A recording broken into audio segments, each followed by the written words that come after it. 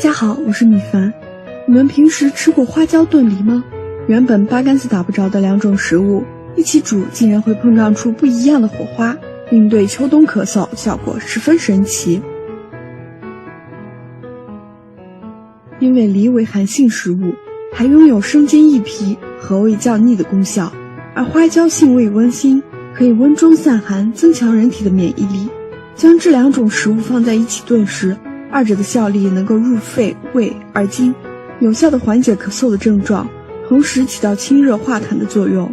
具体做法如下：一、将梨洗净，横断切开，挖去中间的核；二、放入20颗花椒、2粒冰糖，再把梨对拼好放入碗中；三、上锅蒸半小时左右即可。一个梨可分2次吃完，每天吃这样一个梨，连续3天就可痊愈啦。